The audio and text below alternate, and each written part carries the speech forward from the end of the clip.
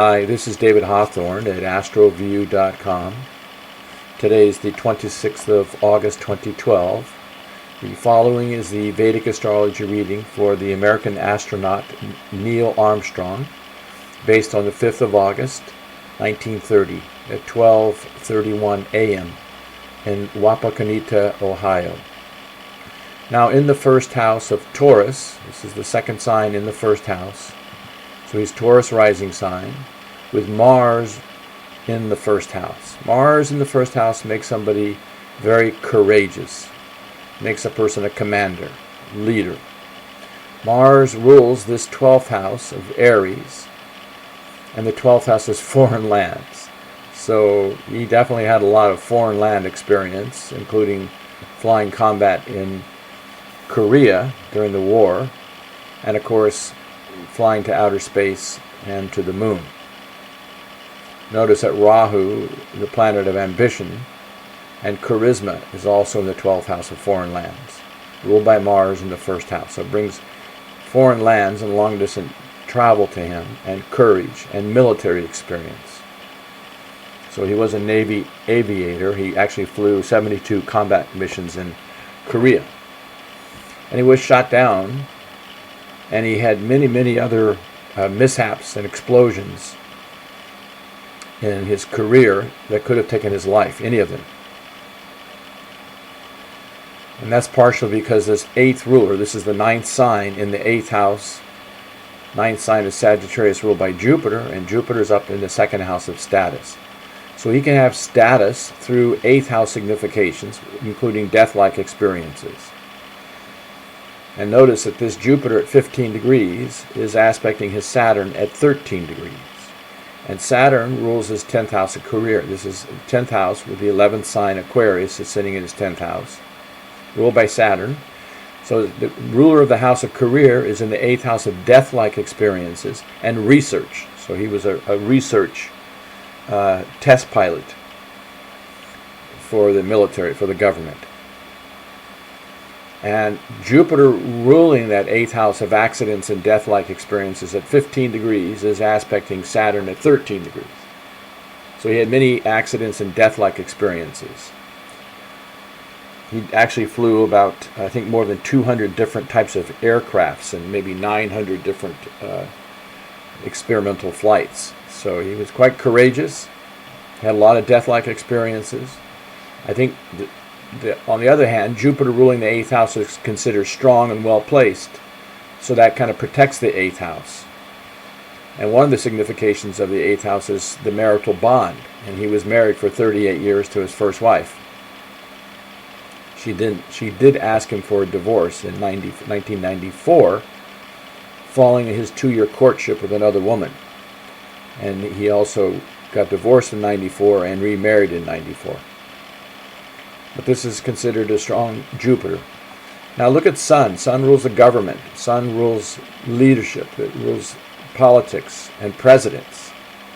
So this man met a couple of presidents. In fact, he was awarded the Presidential Medal of Freedom by Richard Nixon and the Congressional Space Medal of Honor by President Jimmy Carter.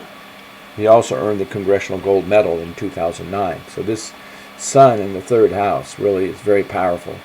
Makes him a leader. See, Sun is the leaders, not followers. So he's the king. So he was the commander of these different flights into outer space. Mercury is well placed in the royal sign of Leo. So this gives him a royal intellect and very good intellect. In fact, many of the test pilots at the Edwards Air Force Base, they praised Armstrong with his strong engineering abilities. They called him the most technically capable of the early X-15 pilots, with a mind that absorbed things like a sponge. So most Taurus rising sign persons are very intelligent because Mercury rules the 5th house of mind. Now he does have a debilitated Venus, so this would not be good for sugar products. And Sun is in the sign of Cancer, ruled by the moon in the house of death. And so when a person has a weak moon, a weak sun, that represents the heart, And weak Venus has to do with the kidneys, the pancreas, reproductive organs, but has to do with blood sugar problems.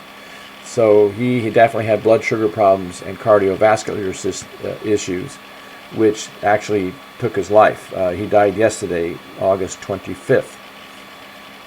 And I think he was 82 years old.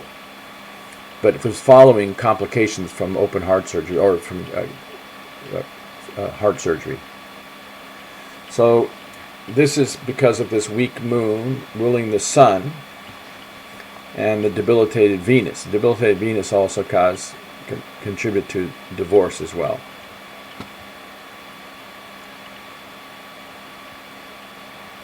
Now, he did pass away during this final year of Jupiter, which rules his 8th house of death-like experiences, which is afflicting Saturn, ruling longevity of life. So he never made it to a Saturn period, which starts next April. He died in the Rahu subperiod, Rahu's unexpected calamities, and it's operating out of the 12th house of hospitals.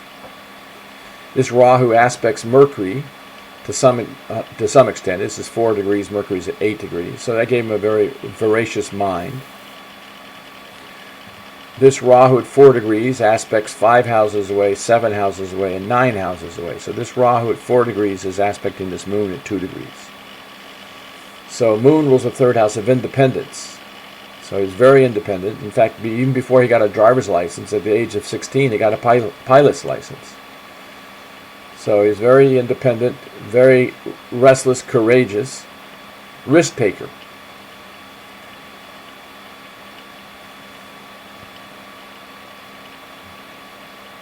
Now, he walked on the moon on July 20th, 1969. That's when he said that's one small step for man, one giant leap for mankind. But it was interesting because back in July 1969, he was running his moon main period.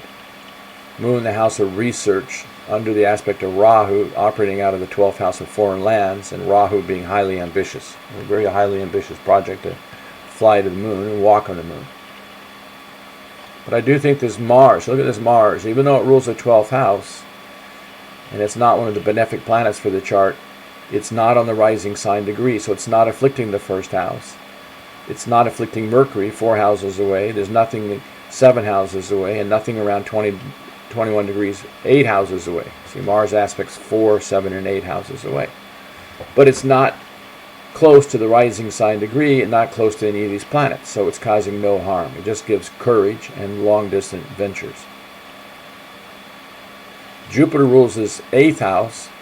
It's not afflicting the rising sign degree in the 2nd house. It's not afflicting Ketu in the 6th house. It does afflict Saturn. And so that did cause some death-like experiences in his career.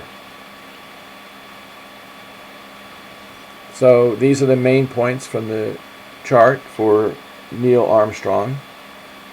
He did have 3 children by his first wife, one of which died at the age of 3. So let's look at that. Mercury rules the house of children. Mercury's in Leo, ruled by the sun. The sun is in the 3rd house. In Cancer, ruled by the moon. In the 8th house of death-like experiences, under the influence of Rahu, which is calamity, operating out of the 12th house of hospitalization. His daughter had some kind of a malignant brain tumor type of thing, and actually ended up dying from pneumonia.